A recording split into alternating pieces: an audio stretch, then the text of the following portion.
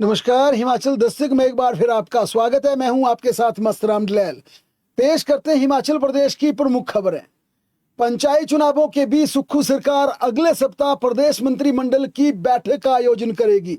मुख्यमंत्री ने कुछ महत्वपूर्ण एजेंडों को लेकर अगले सप्ताह मंत्रिमंडल की बैठक बुलाने का फैसला लिया है और इसके लिए सामान्य प्रशासन विभाग को बाकायदा फाइल मुख्यमंत्री कार्यालय भेजने को कहा है ताकि कैबिनेट की बैठक तारीख तय की जा सके। उल्लेखनीय है कि हिमाचल प्रदेश में शहरी निकाय तथा पंचायत चुनावों के चलते पूरे प्रदेश में आचार संहिता लागू है। इसी बीच मुख्यमंत्री ने कैबिनेट बैठक बुलाने का फैसला लेकर प्रदेश की अफसरशाही को फिर चौंका दिया है। उधर स्कूल शिक्षा बोर्ड धर्मशाला ने मैट्रिक का रिजल्ट मंगलवार तक घोषित करने का टारगेट तय कर लिया है। इसके लिए शिक्षा बोर्ड के चेयरमैन डॉक्टर अजय शर्मा ने आज अधिकारियों के साथ बैठक कर बोर्ड रिजल्ट की तैयारियों की समीक्षा की। इस आधार पर स्कूल शिक्षा बोर्ड ने तय किया है कि मंगलवार तक 10वीं कक्षा का परिणाम घोषित कर दिया जाएगा। हिमाचल प्रदेश में कल और परसों सरकारी छुट्टी है, लिहाजा सोमवार या मंगलवार को 10वीं का रिजल्ट घोषित किया जा सकता है। हिमाचल प्रदेश हाई कोर्ट ने एक मामले की सुनवाई करते हुए स्पष्ट किया कि सरकारी कर्मचारी भर्ती एवं सेवा शर्तें अधिनियम 2024 के माध्यम से कर्मचारियों के लाभों को रोकना या उनकी सेवाओं को शर्तों में नकारात्मक बदलाव करना कानूनन गलत है, कानूनी रूप से बिल्कुल गलत है। अदालत ने देवेंद्र कुमार बनाम हिमाचल राज्य मामले में इस अधिनियम को असंवैधानिक करार देते हुए इसे रद्द कर दिया है। उक्त अधिनियम के आधार पर राज्य सरकार की ओर से जारी किए गए सभी आदेश, निर्देश और रिकवरी नोटिस तत्काल प्रभाव से निरस्त कर दिए गए हैं। न्यायाधीश विवेक सिंह ठाकुर और न्यायाधीश रंजन शर्मा की खंडपीठ ने अनुबंध के आधार पर नियुक्त कर्मचारियों के लिए 4 महत्वपूर्ण सिद्धांत निर्धारित किए हैं। कर्मचारी जो अनुबंध पर नियुक्त हुए थे और बाद में नियमित हुए, उनकी अनुबंध अवधि को पेंशन और सेवानिवृत्ति लाभों के लिए जोड़े जाने का हाई कोर्ट ने आदेश दिया है। दूसरा, अनुबंध सेवा के दौरान की वार्षिक वेतन वृद्धि को केवल सेवानिवृत्ति लाभों और अंतिम वेतन के निर्धारण के लिए नोशनल यानी काल्पनिक आधार पर जोड़ा जाएगा। हालांकि इस अवधि का एरियर राज्य के कर्मचारियों को नहीं दिया जाएगा। तीसरा, यदि किसी कर्मचारी की अनुबंध नियुक्ति आरएनपी नियमों के तहत या व्याजवाइज आधार पर हुई है तो वह अपनी पहली नियुक्ति की तारीख से वरिष्ठता और सभी वित्तीय लाभों के लिए पात्र माना जाएगा, इसके लिए हकदार होगा। अंतिम व चौथा, पेंशन जैसे आवर्ती लाभों के मामले में यदि याचिका दायर करने में देरी हुई तो वित्तीय लाभों को दावा करने से 3 साल पहले तक सीमित किया जा सकता है। साथ ही अदालत ने स्पष्ट किया कि जिन कर्मचारियों के पक्ष में पहले ही अदालती फैसले आ चुके हैं उन्हें अगले 3 महीनों के भीतर सभी लाभ सुनिश्चित किए जाएंगे। यानी कि यह राज्य सरकार को बड़ा फैसला देते हुए अपने देश पारित आदेशों में कहा कि जो भी हाई कोर्ट ने अब तक कर्मचारी हित में फैसले सुनाए हैं उन्हें अगले 3 महीने में राज्य की सरकार को लागू करना होगा, यह हाई कोर्ट ने स्पष्ट किया। उधर अगर सरकार का पक्ष जाने तो माना यह जा रहा है कि अब वित्त विभाग की मंत्रण और तमाम विभागों से चर्चा के बाद हिमाचल प्रदेश सरकार ने यह तय किया है कि हाई कोर्ट के इस फैसले को सुप्रीम कोर्ट में चुनौती दी जाए ताकि जो राज्य सरकार ने कर्मचारी बिल पारित किया है उसे लागू किया है और जो हाई कोर्ट से इस बिल को निरस्त किया गया है, पूरी तरह से सरासर गलत करार दिया गया, इसे सुप्रीम कोर्ट में चुनौती देने के लिए सरकार अब कमर कस चुकी है। हिमाचल प्रदेश सरकार ने एक और महत्वपूर्ण स्पष्टीकरण जारी करते हुए कहा है कि बाल कल्याण समिति के सदस्य एवं अध्यक्ष हिमाचल प्रदेश में पंचायती राज संस्थाओं के चुनाव लड़ने के लिए पात्र होंगे।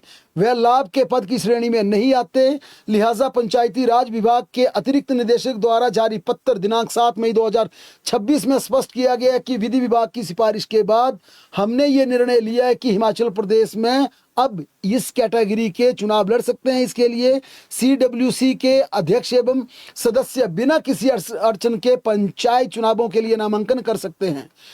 उधर ससुराल की इंक्रोचमेंट पर बहुओं के चुनाव लड़ने पर लगी रोक के मामले में भी हिमाचल प्रदेश हाई कोर्ट ने जनहित याचिका को खारिज कर दिया है। सरकार के इस फैसले के खिलाफ मंडी जिला के बख्तियार की महिला मंडल ने पीआईएल दायर की थी। इस पर हाई कोर्ट ने कहा कि इसमें जनहित याचिका नहीं बनती। अगर कोई इस फैसले से प्रभावित हुआ तो इसमें रिट यानी पिटीशन कर सकता है। इसमें साफ तौर पर हाई कोर्ट ने कहा कि महिला मंडल किस आधार पर इसमें जनहित याचिका दायर कर रही है, ये समझ से परे हैं। यानी कि हाई कोर्ट ने अपने पारित फैसले में ये कहा कि अगर किसी को लगता है कि ये फैसला गलत है और वह चुनाव लड़ने के लिए तैयारी कर रही थी, कोई महिला, उसका अगर इस फैसले से उसके चुनाव लड़ने की प्रक्रिया बाधित हुई है तो इंडिविजुअल कैपेसिटी में इसमें रिट की जा सकती है।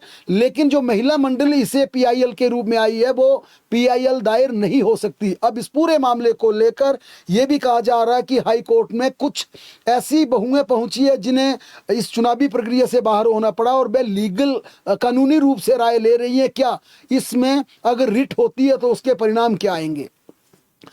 राज्य में पंचायत चुनावों से पहले शिमला प्रशासन ने नशा कारोबारियों पर कार्रवाई तेज करने के साफ संकेत दे दिए हैं। डीसी अनुपम कश्यप ने पटवारियों को निर्देश जारी करते हुए कहा कि नशे के कारोबार में संलिप्त लोगों की रिपोर्ट तुरंत अपने अपने एसडीएम को भेजी जाए ताकि उनकी संपत्तियों की जांच कर आगामी कानूनी कार्रवाई अमल में लाई जा सके। माना जा रहा है कि शिमला जिला में नशे के कारोबार से जुटाई गई संपत्तियों पर सरकार बुलडोजर चला सकती है और इसीलिए तमाम पटवारी को बुलाकर यह कहा गया है कि इनकी रिपोर्ट एसडीएम को भेजी जाए ताकि लीगल प्रोसीडिंग शुरू की जा सके।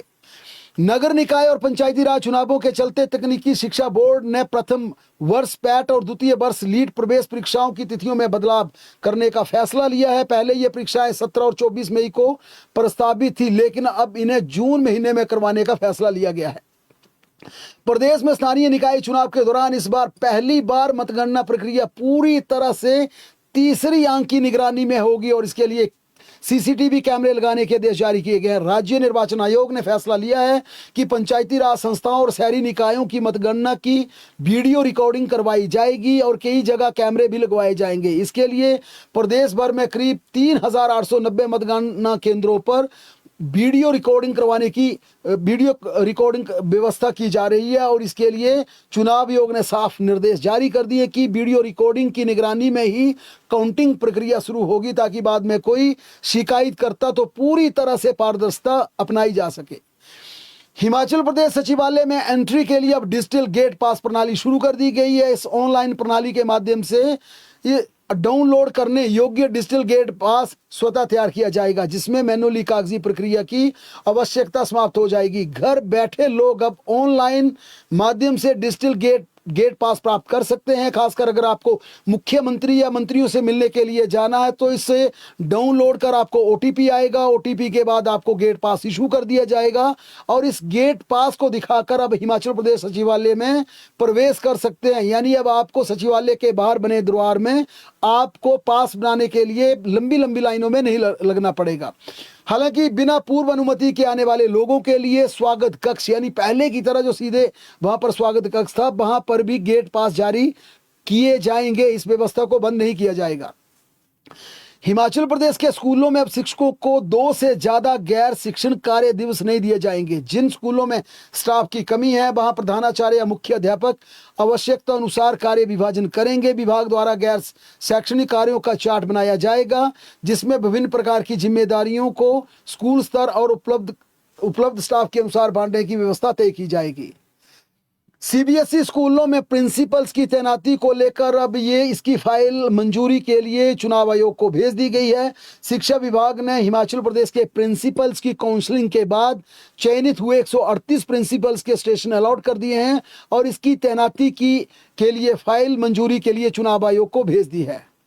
एचआरटीसी के कर्मचारियों को अभी भी वेतन नहीं मिल पाया है। मई माह के 8 दिन बीत जाने के बावजूद कर्मचारियों को सैलरी नहीं दी गई है। इन कर्मचारियों पर भी अपने वेतन का इंतजार है। आगामी 2 दिनों के दौरान हिमाचल प्रदेश में छुट्टियां होने के कारण एचआरटीसी चालक परिचालक पूरी तरह से मायूस है कि आखिर हमें वेतन क्यों मिलेगा, क्योंकि अब इनका इंतजार सोमवार तक चला गया है क्योंकि शनिवार और रविवार को छुट्टी है। राज्य सरकार व निगम प्रबंधन की नजरअंदाजी के चलते निगम के चालकों और परिचालकों में इसे लेकर गहरा रोष व्याप्त है। हिमाचल प्रदेश में बढ़ती बिटुमिन कीमतों में लोक निर्माण विभाग की मुश्किलें बढ़ा दी हैं। प्रदेश में टायरिंग सीजन शुरू होने के बावजूद सड़कों पर टायरिंग की रफ्तार नहीं पकड़ पा रही है। हालात ये बन गए हैं कि कई सड़क परियोजनाओं के लिए ठेकेदारों ने बीच में काम छोड़ने के लिए हामी भर दी है। बिटुमिन के दामों में लगातार हो रही बढ़ोतरी के कारण ठेकेदार लागत और भुगतान के बीच भारी अंतर को देखते हुए अब सड़क की टायरिंग करने के लिए तैयार नहीं है। विभाग से मिली जानकारी के अनुसार पिछले साल 82 रुपए किलो बिटुमिन का दाम अब पिछले साल 42 रुपए किलो बिटुमिन का दाम अब 82 रुपए हो गया है। इस कारण बिटुमिन अब सड़कों की टायरिंग में सबसे बड़ी बाधा बन गई है, 2 गुने दाम होने के कारण। 7 महीने बाद 10 मई से शिमला जुब्बड़ हट्टी हवाई अड्डे से फिर नियमित उड़ानें शुरू हो जाएंगी। एयरलाइंस एयर ने दिल्ली शिमला और शिमला धर्मशाला के लिए मंगलवार को छोड़कर सप्ताह के सभी 6 दिन उड़ानें संचालित करने का शेड्यूल जारी कर दिया है और कंपनी ने इसकी एडवांस बुकिंग भी शुरू कर दी है। दिल्ली से शिमला और शिमला से दिल्ली के बीच बीते वर्ष प्रति सीट रियायती किराया करीब 4500 रुपये था, जिसे अब बढ़ाकर 7441 रुपये कर दिया है। यानी अब शिमला दिल्ली के बीच किराया 65% बढ़ा दिया गया है। इतना ही नहीं, हिमाचल प्रदेश के 2 प्रमुख शहरों धर्मशाला शिमला के बीच हवाई उड़ानों का किराया भी 2 गुना कर दिया है। पहले ये रियायती दरों पर ये किराया प्रति सीट 2100 रुपये प्रति यात्री था, जिसे अब बढ़ाकर 4125 रुपये कर दिया। यानी धर्मशाला शिमला के बीच अब हवाई यात्रा 2 गुनी कर दी गई है। बिलासपुर जिला के बागछाल पुल के नीचे पानी में एक अज्ञात महिला का शव बरामद हुआ और इस सब की अब शनाख्त की जा रही है। पुलिस अधिकारियों का कहना है कि पोस्टमार्टम रिपोर्ट आने के बाद ये स्पष्ट हो पाएगा कि महिला की डूबने से मौत हुई है, इसके पीछे कोई और कारण है। हिमाचल प्रदेश में 4 दिन तक मौसम जबरदस्त तरीके से खराब रहेगा। मौसम विज्ञान केंद्र के अनुसार प्रदेश में 11 और 12 मई को आंधी बारिश के साथ जबरदस्त ओलावृष्टि का आने की संभावना, जिसके चलते अलर्ट जारी किया गया। इसके बाद 13 और 14 मई को भी हिमाचल प्रदेश में भारी से भारी बारिश का येलो अलर्ट जारी किया गया। बहरहाल प्रदेश की तमाम बड़ी खबरों के लिए लगातार जुड़े रहें हमारे साथ, देखते और पढ़ते रहें हिमाचल दस्तक।